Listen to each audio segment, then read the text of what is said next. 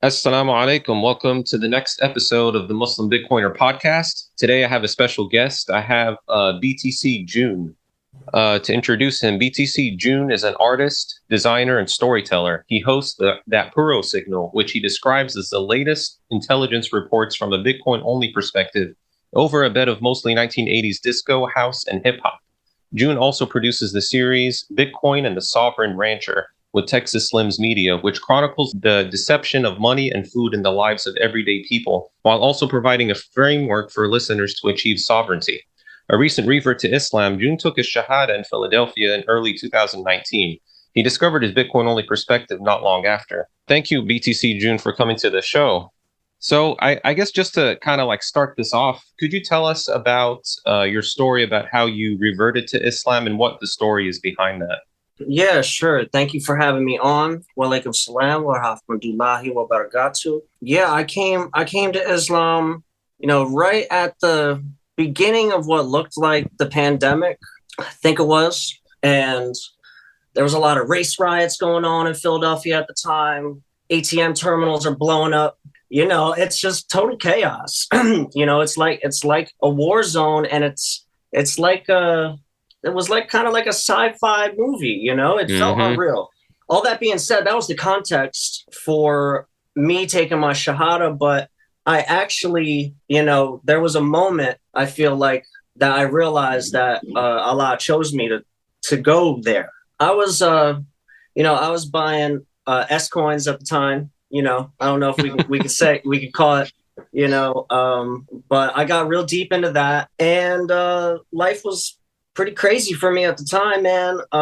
Without saying too much, I really wasn't doing the right things. Mm-hmm. The way I was getting my money, the way I was living my life, none of it was good. And it quickly turned much more serious in 2019. But I kind of, moved away from people at that point because things had gotten so serious. I kind of just went into my little cave, and that's when I started making music again, because I've always been in love with music and art. And for many years, I didn't make anything, and I felt empty. And I went and did things that people who are empty inside do, Mm. So, but I started making music again, and I started, it was like kind of like experimental hip hop. But I was listening back to one of these tracks, and I didn't recognize my own voice on it, and I didn't recognize the Mm. music, and I just started crying.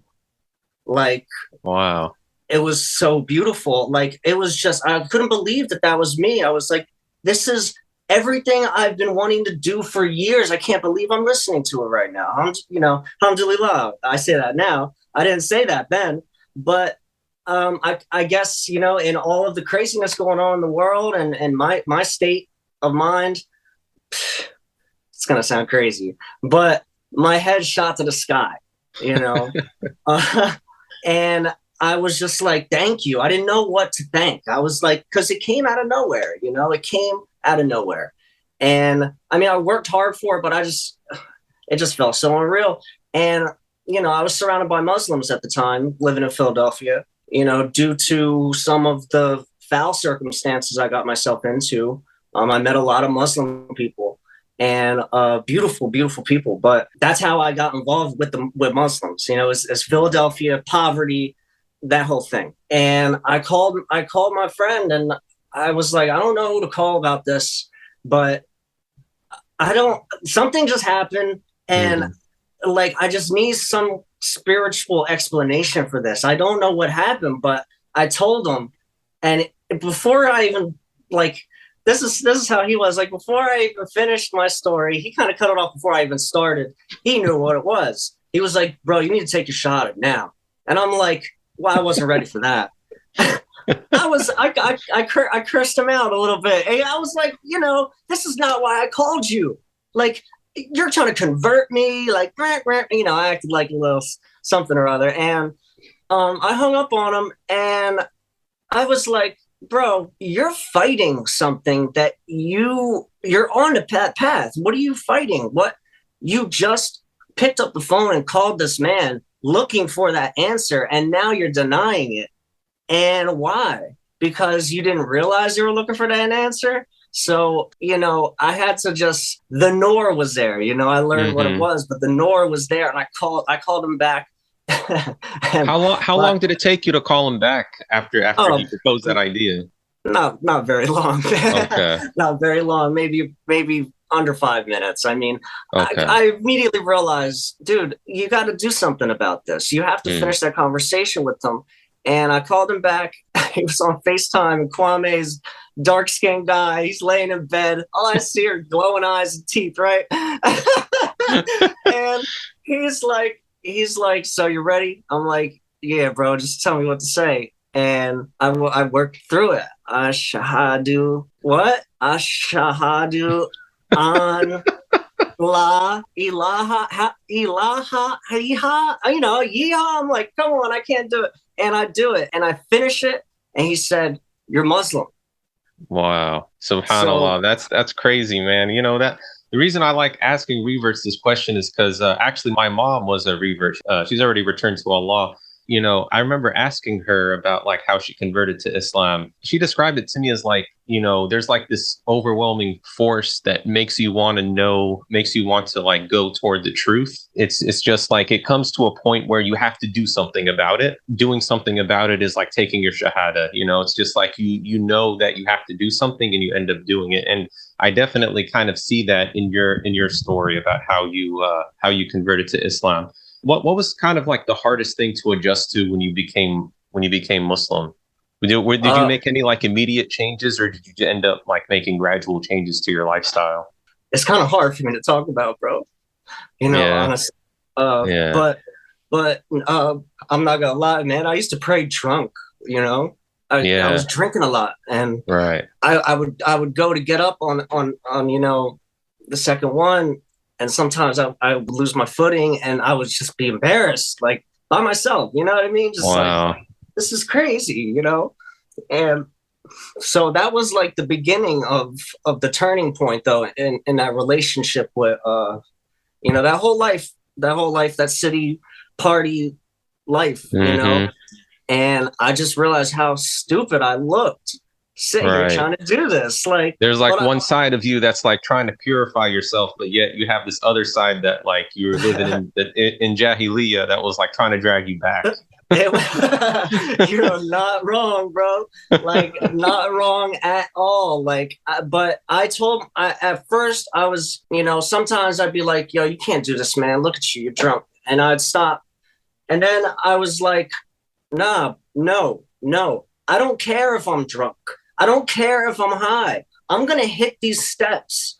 Like, because I know if I'm in that mode, then nothing can get to me there. And if I stay in that mode, then like this shit will this stuff will disappear, man. Uh-huh. And alhamdulillah, that's how it worked out, because Alhamdulillah. Alhamdulillah. yeah, So that's how it yeah. is. 2 years Wow. later, 2 years later, don't drink. You know what I mean? Nothing. It's so clear headed. So alhamdulillah, my deen is like crazy strong, crazy strong. Alhamdulillah, alhamdulillah. We all come from different paths, and Allah guides who He wills. And alhamdulillah, you're here right now. That's what matters. Yeah. Alhamdulillah, man. That was beautiful. Thank you for sharing that. I want to pivot the discussion a little bit to talk about how you came to Bitcoin. I noticed you mentioned that you discovered Bitcoin at around the time you took your Shahada. Can you talk about like your thinking of what you saw in Bitcoin, and you were dabbling in that you mentioned you were dabbling in shit coins, and we can use the word shit coin because that's a All technical term. So right. how did you transition from going and converting to Islam to learning about Bitcoin and I guess also some of your shitcoin background? Oh, you want to hear all about Bolt, huh? Number 1,156 on Coin Market Cap. Oh my god! So I got into shitcoins because of this guy that I was hanging around with. Trouble. This guy sucked. He was a friend at the time. When you're doing the stuff that I was doing, your friends just become idiots. But but he got me into shitcoins. I was kind of making a lot of money at the time, doing whatever I was doing, and I was collecting unemployment and pandemic stuff. And it was just all rolling into shitcoins. because he kind of showed me this, and I was just like, well, here we go. Everything's going up. I'm just going to keep going up with it. I didn't realize what was going on because I had just entered the space at the beginning of the bull market. So it must have been, was it 2019? Was that big bull market up to 70, or was it 2020? Man, I don't look at the price, but I think it might have happened at the end of 2020, maybe. I can't remember. In the summer, it was in the summer of 2020. So yeah. So anyway, whenever it was, I started collecting all these shitcoin, like the worst of the worst. Like, I mean, the worst of the worst. But at the time, when you're in a bull market, that's why people are getting super rich, right? Because they're like dumping all their money into nothing, and then it blows up. And that happened to me. I made about $30,000 in 2 months. It was unbelievable. Wow. And I realized too late what was going on, because I was up at the top. I was like, this is unreal money. I should get out of here. This is unreal. I was manic. It was just so nuts. I tried to get out of my deep shitcoin into a safe haven asset, as Do Kwon would call it. So I dumped into Ethereum, right? My safe haven asset. And then Ethereum just starts rushing to the bottom. And I'm like, oh my God, I'm losing thousands of dollars an hour. And I am just like dumping to Bitcoin. Oh my God, the Bitcoin is the truth. They've been telling me the whole time. And by the time I get into Bitcoin, it's at 69 and going down, So I bought at the tippity top, already had lost so much, and down I go. And so that was my shitcoin experience into Bitcoin. And I should say that, my orange pilling story it's not like I was on Twitter. I kind of got on Twitter and stuff. And it's not like I was just like, Bitcoin is the truth. Nah, someone told me that. Right. So I can tell you my orange pill story. This is like, you want to hear an Alice in Wonderland story? This is it, bro. Tell me how did you get orange pilled? That's why you're on here. All right, get ready. I hope you hit your prayers before this, because this is crazy. So all right, so I'm on Twitter. It's the bull market. I'm making tons of money. I'm feeling like something's not right here. I try to give some of these shitcoins to my friends. Ain't no one taking them. No one knows what. I'm the only one who knows crypto. Me and this guy that I knew. You know what I mean? So I'm trying to give them out. No one's taking them. So I'm like, well, I'm not keeping all this fake money. You know what I mean?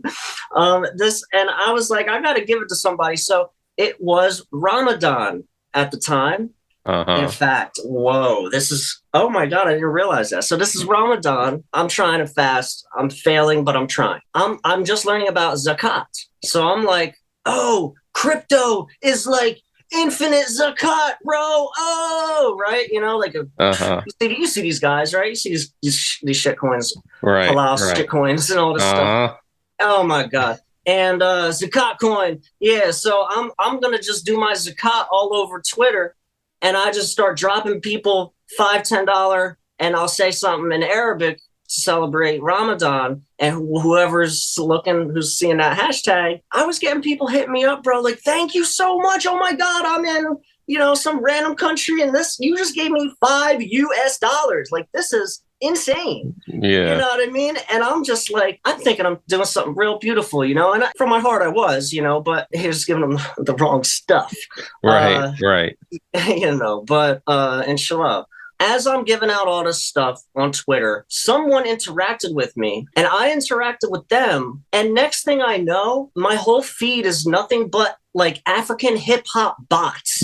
Like, it's like girls with giant eyes. They're so bugged out looking. It's super weird. Like, I thought I was maybe going schizophrenic, bro, because everyone was the same but different. And they're all saying things sort of directed at me, right? And I'm like, I must be going crazy. Bro, I was on Safari, the most easily hackable browser on iPad, using Twitter on Safari. I had to test this out because I was like, I'm going crazy. I walked away. I had to take pictures of the screen. I'm like, this is crazy. I go out and use Chrome, Twitter feed back to normal. Safari, I'm hacked, right? So I pull that thread a little bit. Because now I know I can see you. I'm not going crazy. You're messing with me. I start clicking on links because this is an interaction, straight up.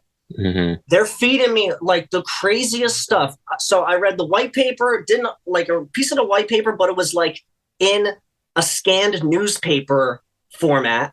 Like I had to go to a PDA like library file to get to it. That they linked me. I got linked to Credit Suisse. Never heard of them before, but I'm reading all this stuff, scanning, reading super fast, and I'm like, oh God, money laundering, kidnapping, like trafficking humans. What's going on? And then it points to the Bank of England, and like I'm just getting fed these links, right? And then I'm like, this is so crazy. I keep going. They fed me what it was like a child porn link to test me. I can't make this up, bro. I didn't know what it was, but I clicked on it. I was like, I threw it off and I closed the screen and like took some time away because it really scared me, And I can't make this up, right? This is crazy. And I come back. I'm like, all right, I'm going back in because some of that stuff was real. I don't know what they're trying to do, but I was like, that was a test. I can tell that was a test because the other stuff was real. And I go back on. I get sent around the web into the Wikipedia main editors page. Who's behind Wikipedia? Who's behind them? Like it was this rabbit hole that kept going. Right. And it led me to ideasarelikeFlames.com. What a perfect landing place, right? I am like, this is now, but all the chaos stopped when I got there. And the first thing I do is I see a little help bot at the bottom right? So I click on it. I'm like, hello. And someone's like, yo, what's up? I'm like, did I was like, did I find you or did you find me? And the guy he's like, ha ha ha. He's like, yo, bro, I don't know how you got here, but you're hilarious. Why don't you talk to me on Telegram? I was like, all right, talk to him on Telegram. This young man, his name is Kamal. Kamal is the marketing director for Galloy, the people who created Bitcoin Beach wallet. Oh, okay. I was wondering why that name sounded familiar. Okay. Yeah. Okay. So I told him the story, and he is like, dude, you're crazy. I don't believe any of that. That's my first impression. Yo, I tell the story the same way every time. And my dad thought I was crazy too. I had to take screenshots the whole time because I ended up, out of all the chaos of the whole thing, I ended up in a Telegram group with like a bunch of, they were these Dutch Bitcoiners that were it's hard to explain. They were speaking phonetic English, but it appeared to be in Dutch. Like, it was like, if you read it and you weren't flowing with it, it'd be like creaky crockett block block, however they talk. But I'm looking at the words and I'm like, yo, that's English, dude. These are all, I'm like, these guys, are they like undoing bot spies or something? Are they trying to get around that through human humor, right? And I'm taking photos of this thing. I'm showing my dad and he's like, wow, you're not making this up, dude. I'm not gonna lie. I thought you lost it. And I'm like, Dad, I'm like, man, can you believe that this is happening? And he's like, I honestly can't believe this happened. But he's like, I haven't been a part of your little breakdown here, but everything you're saying here does check out. Right. Right. So I started talking with Kamal, and I was talking to him about shit coins, of course, and he just denied me. He just shut it down, like rude, just toxic Bitcoin maximalist, rude. Right. He was like, if you're gonna type one more word, we can end this relationship. I'm like, okay. Nobody ever talked to me like that before, like about stuff like that. They're usually trying to scam you, what I mean? So, wow. Yeah, so I was like, this guy's different. This guy's really interesting. And we continued the relationship. I ended up just really becoming a real hardcore Bitcoiner because, he really kind of brought me into the fold, not gonna lie. Okay, so he like broke it down and explained, why it was Bitcoin only and how, okay. Wow, yeah. That's a pretty crazy story and a roundabout way of getting to Bitcoin. Most of us normal people, we usually pick up a copy of the Bitcoin Standard. Usually how we go, but that's a crazy roundabout way of getting there. But alhamdulillah, you got there And, Got to here. me, it seems like the reason why I kind of advocate for Bitcoin maximalism is that, you don't have to worry about scams, or you don't have to worry about, like, these shit coins they're not even really money. There's always a company behind that's developing them. They always give themselves a share of the initial coins, and then, they end up dumping on the retail investors that end up buying in later. And you see the same pattern happening. It's not immutable. It's not permissionless. It's not. It doesn't have any of these properties that actually make good money. And Yeah. we don't have to really worry about that with Bitcoin. And I'm kind of glad that you've kind of seen the light in a very roundabout way. You've seen the light, and now you understand the why Bitcoin maximalism is important. I assume after you kind of discovered why it's Bitcoin only, how did you transition to working with the Beef Initiative? I see you have a Beef Initiative shirt on. Yeah, that was a story really just about me trying to find my place in Bitcoin. I found you pretty like somewhat early on. Like I've been like connected to you probably for 8 months or something like that. So for Right. a little while, I think I mentioned to you in a message on Twitter, like, oh, I could help you do stuff on your podcast or something. Uh-huh. And so I was just kind of reaching out to a lot of people like that, and people that I admired and thought, working with them would be something that could benefit both of us. You know what I mean? Like I just wanted, for the first time in my life, I felt like I just wanted to be useful. Like I wanted to have utility for people. Like I've always been in the fiat work life. It was hard to get into it, man, but I just had a passion for wanting to be, working with these people. Actually providing use to society, right? Yeah. Yeah. Yeah. Like contributing my heart and soul to something that I can actually stand for, Why the Beef Initiative? Yeah. So I hit up Slim because I heard him on Bitcoin Kindergarten. I don't know if you know that program, but those I don't guys are a think bunch so. of No. they're a bunch of freaks, man. It really, I mean, if shit posting could be a show, that would be it. They're amazing. I mean, when I first found, that was one of the early people I found Bitcoin. Texas Slim came on to that show. It didn't make, like, these guys seemed like a bunch of freaks. Like, and Texas Slim comes on and he's this, like, man, he comes on and he's just this steady voice, this solid rock, unemotional, not cold, but not caught up, really not caught up in it all. And like, just had, I don't know, just seemed like a really unique person, like that I didn't think existed. Like, I was like, who is this cowboy? Who is this serious in this space? I didn't think that there were, I thought it was a bunch of nerds, bro. You know what I mean? And, awesome nerds, but nerds nonetheless. And so I started, following him. And once I sort of got confident about what I could do and offer the world, I had some graphic design skills, just design skills all around, digital media, sound being the highest skill set I have. I hit him up and I was like, I've been listening to you for a while. I feel like your voice is so strong and your message is so clear and your videos look so bad. And like your branding is so bad, dude. Like I kind of said it like, I want to offer, and like, I didn't just say that and, hey, can I do this? I did it. I took one of his videos that I was like, look, this is how this thing could have gone. Right. And it was nothing crazy. It was just a frame around it. It was just a little bit of design, but he saw that and was like, oh, okay. Yeah. We should definitely have a conversation. So we had a conversation and it was like one of the best conversations I ever had. I was like, wow. This guy was just so cool. And we saw eye to eye on so many things. And I saw what he was doing before he had to explain to me the whole big picture thing, and he told me that, and he told me like, people don't see this like you see it. And he gave me this confidence to be something a little bit bigger. I mean, something that I always had in me, but, to really take it seriously. He's like, yo, you're my man. You are leading Texas Slim's media.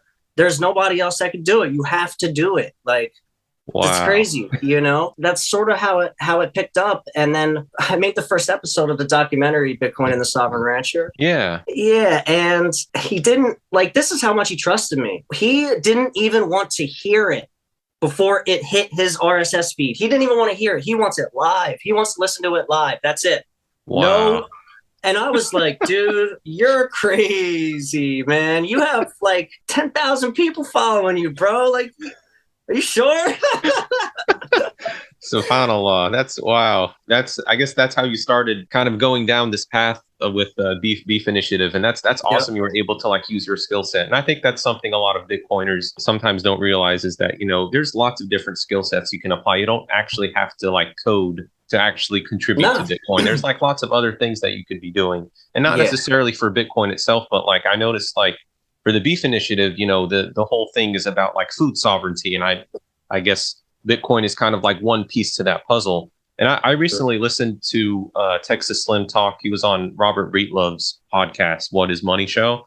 And yeah, I really liked what he had to say. I definitely get that feeling of like, he's just like he said, he's not really caught up in it. He's just like he has a mission and he's carrying out that mission.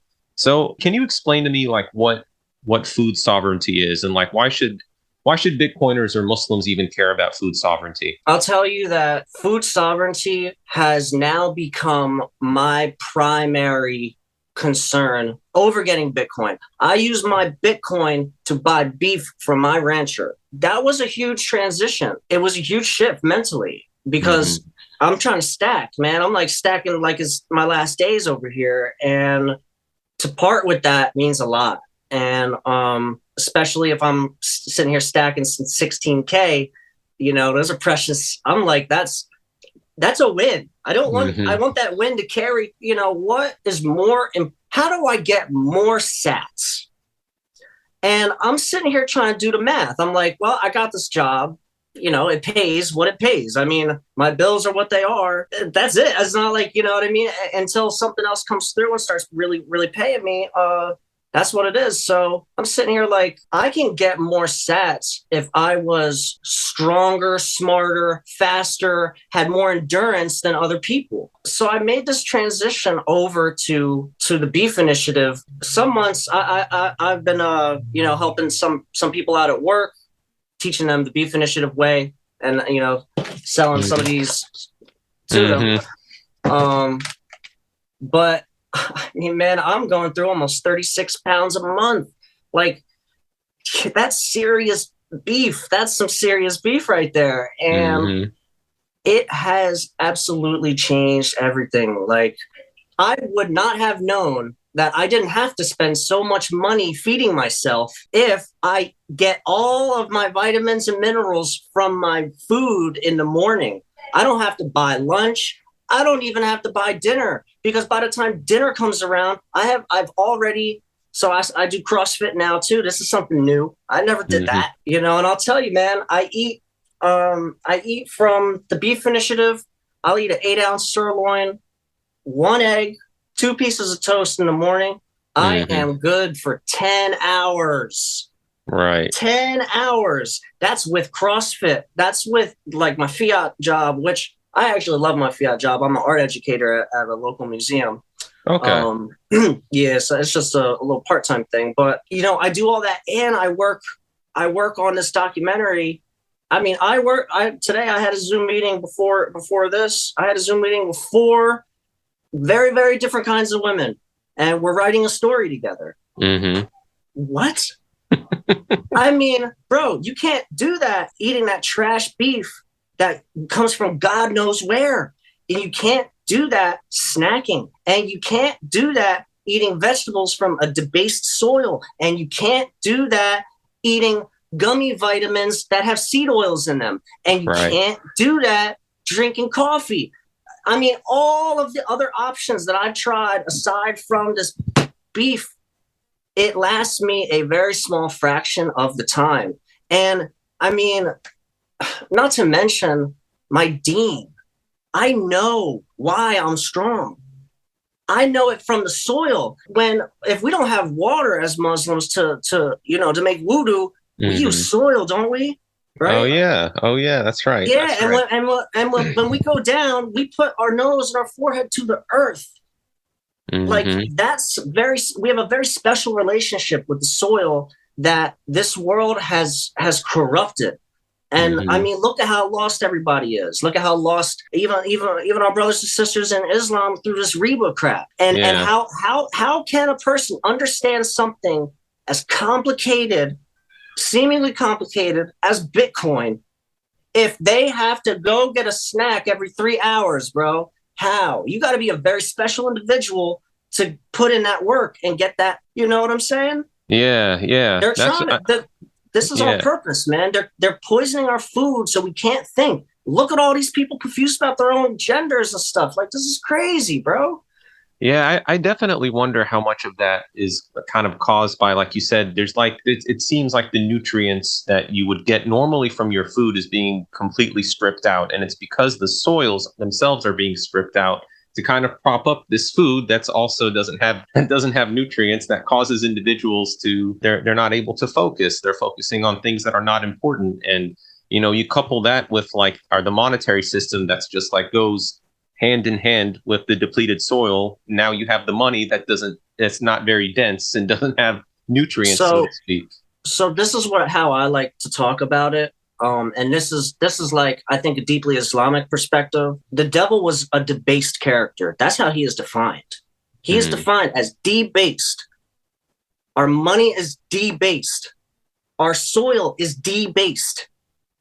If we want to get away from the devil, we need to avoid all forms of debasement, all of them. That's the whole thing. Like, to have the sound money and the sound health from sound soil, alhamdulillah, that's where the nur is. That's where the light is. And that's how you have that light pour from your heart. How can you have light pour from your heart when you can't even get the proper words out because your brain ain't functioning the way it should be?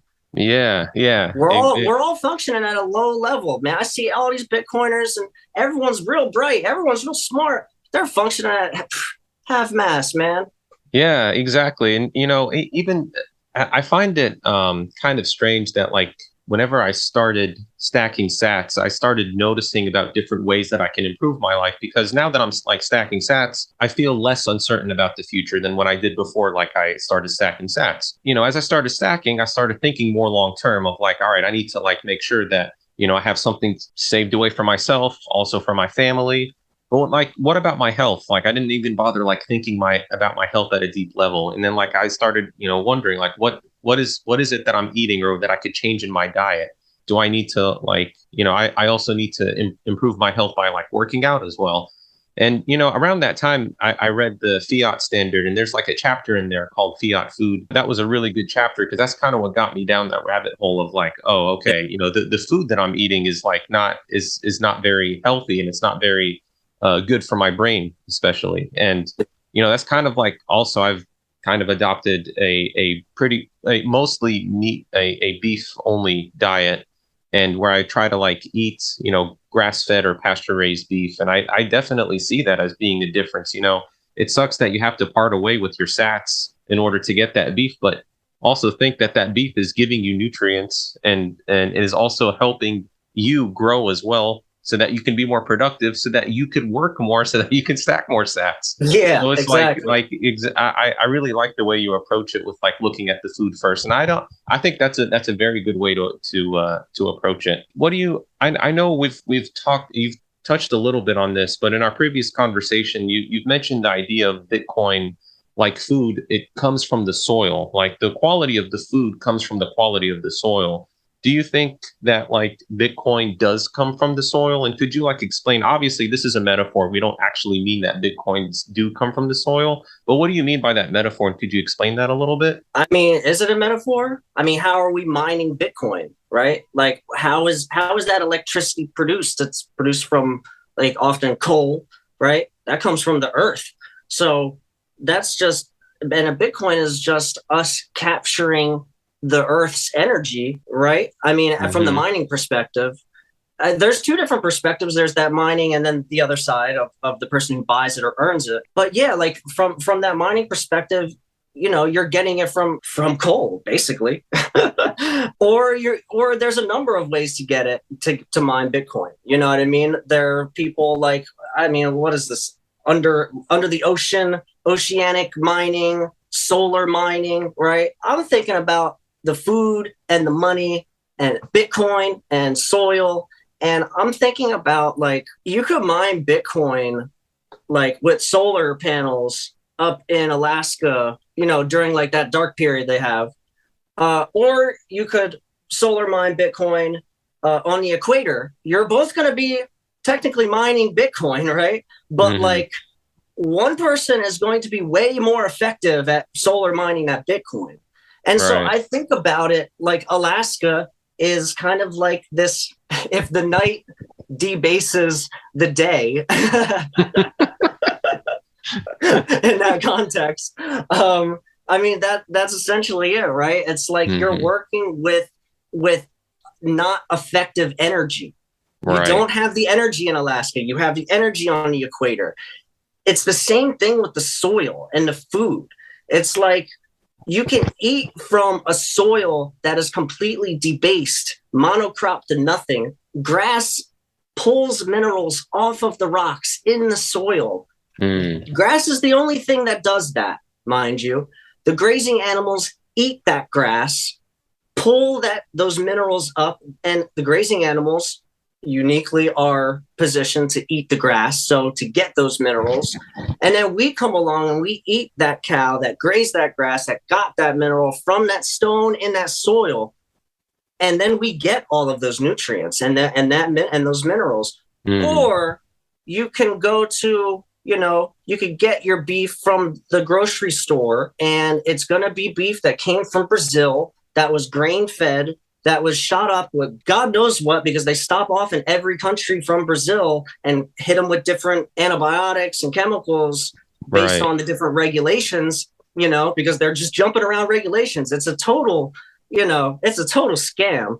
And then it gets stamped with USDA Prime when it gets up to the USA. Right. And so that's what people are eating in the grocery stores. And that you're not getting those vital nutrients and minerals from a cow that's not even eating from the soil, bro.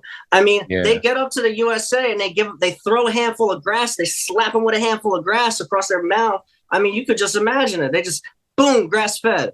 That's right. And they just slap that grass-fed label on there. They slap it on. They slap on USDA Prime. They slap it on everything. You know what I mean? So that's sort of where I see the connection between Bitcoin and food and Bitcoin coming from the soil. And it's the quality of the soil matters in every respect.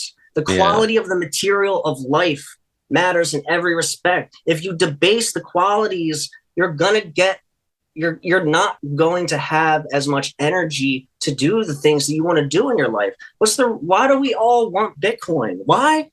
Freedom. Like to take care of our families, to take care of the people we love, to think about a future again, to dream a little bit, But what's the point of your Bitcoin and all your dreams if your dreams are coming from a debased brain?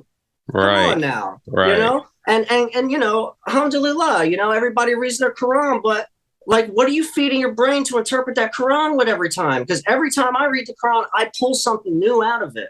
Right. It's a new experience. Yeah. That actually does make a lot of sense, because, if you're not really feeding your brain the necessary nutrients it needs, then you're not going to be able to you're going to end up feeling more tired. You're going to end up feeling like you need more snacks throughout the day. And you end up, like you said, you're working with like a debased brain. And I think that's a very good connection with Bitcoin, because, at least for me, I feel like I'm escaping a debased currency to go to a currency that's not debased.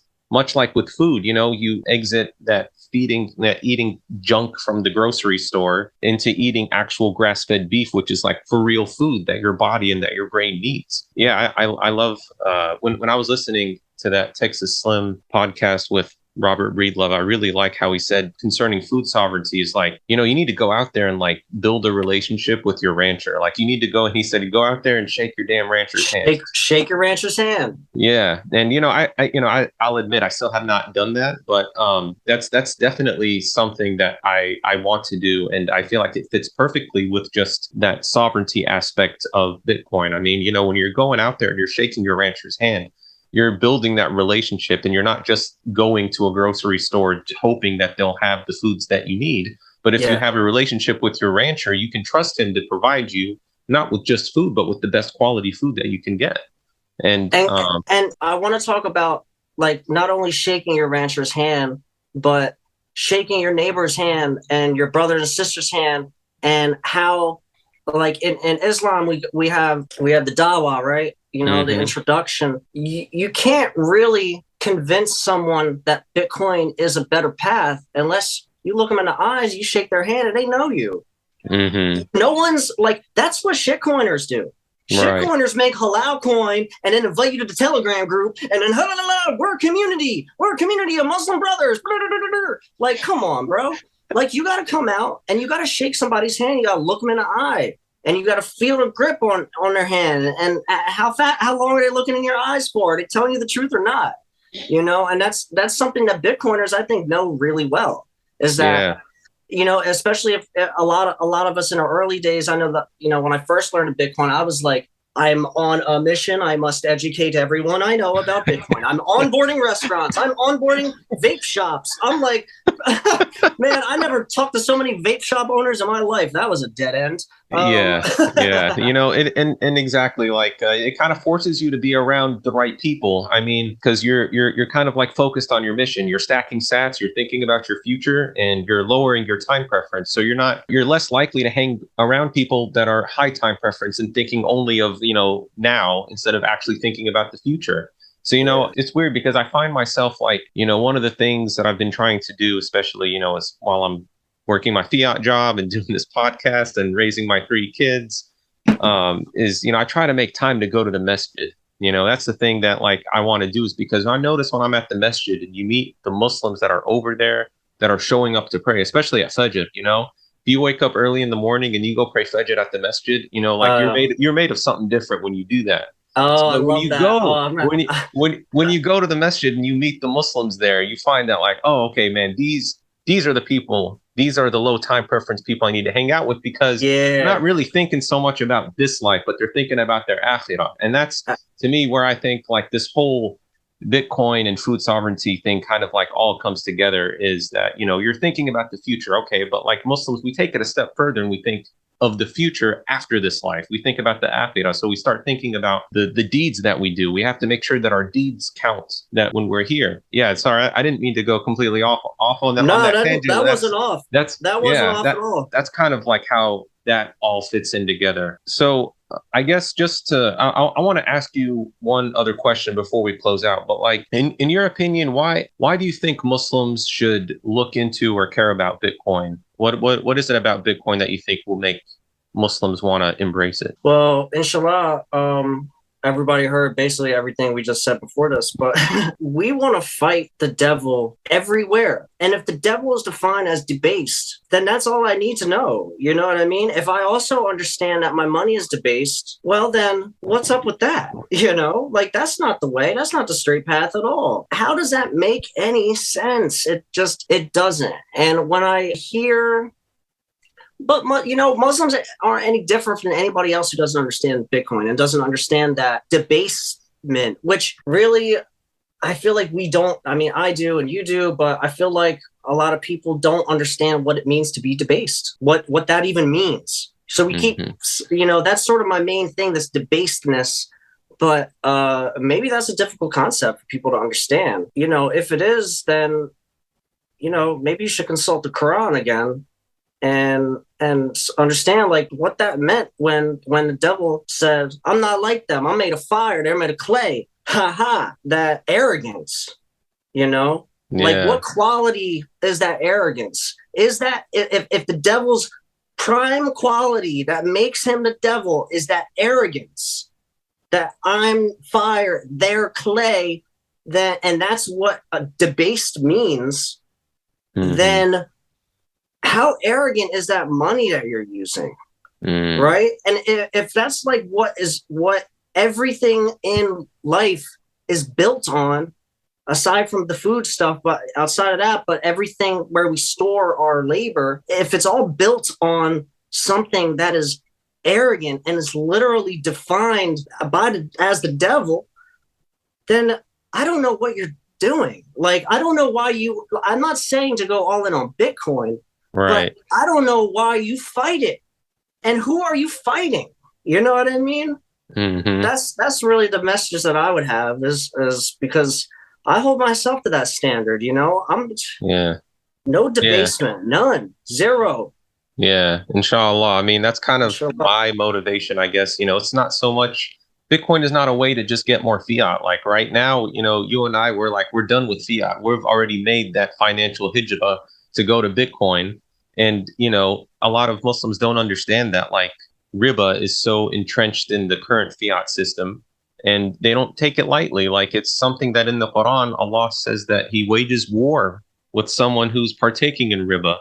And who can afford such a war? Like it's like a very specific message or threat that Allah makes to people that are partaking in riba is that I will wage war with you. It's like you all right, fine. If you think that your checking account is riba free and you're just gonna go about your life do it saving fiat because you think it's riba free, that's fine. But for us that don't want to be debased, we want to have a higher quality in our food. We have a higher quality in our deen, in our family, and in our money.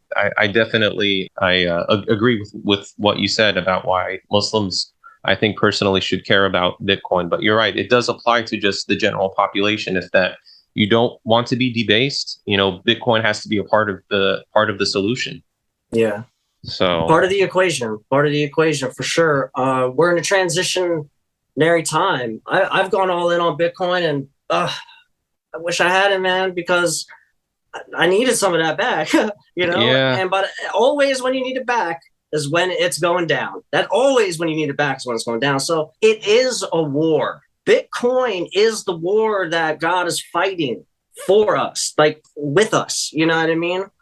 And right. that's how I see it. Like, just to say sort of just loosely that, but when God says I will wage war, like it turns out that Bitcoin is the only weapon that is effective against that. Right. So I'm picking it up. I'm swinging it around, bro. Right, exactly. Inshallah. A lot of Muslims will say like, "Well, how come you're not going to use gold?" And I have to explain to them like, "Yeah, gold is like it was the money that was used during the time of Prophet Muhammad sallallahu alaihi wasallam, and it does serve its purpose. But like in terms of like trying to be sovereign or trying to completely escape the riba system, gold can only do so much. I mean, gold is useful if you want to have Yeah. a truly riba-free money. Yeah, gold could possibly get you there if everyone's agreeing to it. But the thing about Bitcoin is not everyone has to agree with it. You can use it. You don't have to use a trusted third party. So it's automatically comes prepackaged with that anti-riba-ness that you don't Yeah. find with gold. And that's what I try to I explain. love That's it. that's that's what I try to explain to Muslims is that you really want something that's anti-riba, use Bitcoin. You don't have to rely on a third party to transact with the accounts that are based on gold. You can actually use Bitcoin itself as the bearer instrument, and it's anti-riba from when I have it to when I send it. And yeah, It's you bringing that message. I mean, when I saw the title of that article, Bitcoin is anti-riba technology, I uh, was like, honestly, I got the same vibe that I got from Slim. Like, I was like, that's epic. I was like, whoa, dude, like these Bitcoiners are out of control. Like this is my people. And then I found a Muslim Bitcoiner and I read what you wrote and I was like, this is truly the path. Like yeah, this is Allah's put this here, right, on this right, path with all of us to understand how to escape Reba. right, I didn't even exactly. know what Reba was before I read your thing. Yeah, I didn't. I never yeah. heard of. I hadn't gotten to that part of the Quran yet. And what's Um, funny is that a lot of Muslims think they know what riba is, and like, but it's clear that they don't understand it. And they think like they'll believe in the fairy tale that their checking account is riba free, and it's like it's I kind of wonder when you were talking about like fighting the devil, I do wonder how the shaitan would kind of because the shaitan's goal is to mislead humanity, right? mm, How would the shaitan achieve that? Like obviously he whispers to people to commit sin and to commit shirk, or associating partners with Allah. There are things that the shaitan does, but like what if you were the shaitan and you were to set up a system where you import or you export riba to like every individual, and they're forced to use it and they don't even know that they're using it. Like that's devilish, right? Like that's really devilish. And That's nasty. yeah, exactly. But you know, it's funny because like I describe it that way in a very cartoony way, but that's actually what happened with the Federal Reserve. When the Federal Yeah. Reserve was set up, there were like 6 people that met on Jekyll Island, and they were Yeah. talking about like setting up a reserve, like a private entity that's outside the government that's going to manage the money supply. But its main goal was institutional usury and to export that to every individual in every country in the world. The way I'm describing it, like the shaitan has to be behind that, because if he's not, then the shaitan's really not a threat if he's not behind it.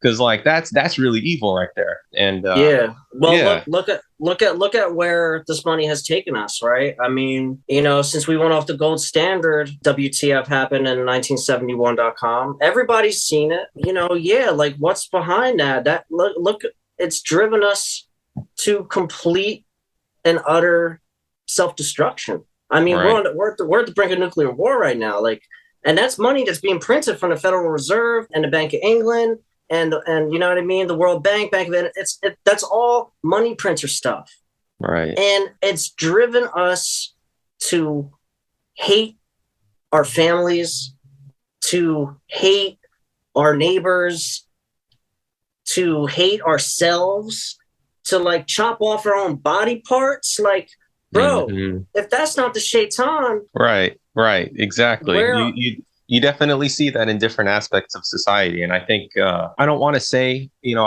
a lot of there's this meme in the Bitcoin space where they say like fix the money, fix the world. Well, like you know, maybe that's true, but like I like to think at least if you fix the money, you'll fix half the problems at least, you know. And I think that's worth fixing if it's only going to fix half your problems. But yeah, and you know, I think I think being able to like fix the money, I think is a very worthy goal in that aspect, because I really feel like it kind of fixes a bunch of other problems that we're experiencing, because money is like half of all transactions, right? Like that's pretty significant. I guess just to before we close out, where can people find you on Twitter or any other media? How do people get in contact with you? First of all, you can find me most active on Twitter, BTCJune, June, like the month. So that's all one word. You can find me there. You can find that Puro signal, you know, which is the 80s house hip hop over, you know, intelligence reports. You can find that at that Puro signal, Puro signal. You can find me on Fountain app, BTCJune, that Puro signal. And you can find me on Instagram, BTCJune. You guys should also know where to get your high quality beef, you know, chicken products, thebeefinitiative.com. Exactly what it is, thebeefinitiative.com. I'm working on a documentary series. We've got 2 episodes out now you can go listen to. That's over at Texas Slims Media. And the documentary series is called Bitcoin and the Sovereign Rancher. So, but if you go to my Twitter page at BTCJune, if you click on my link for the website, you'll find everything you need right there. Okay. Yeah. Okay, alhamdulillah. Thank you. This was quite a roller coaster of an episode, and I really appreciate you coming on the show. Oh, cool. I hope I was I hope I made for a good show, man. Yeah.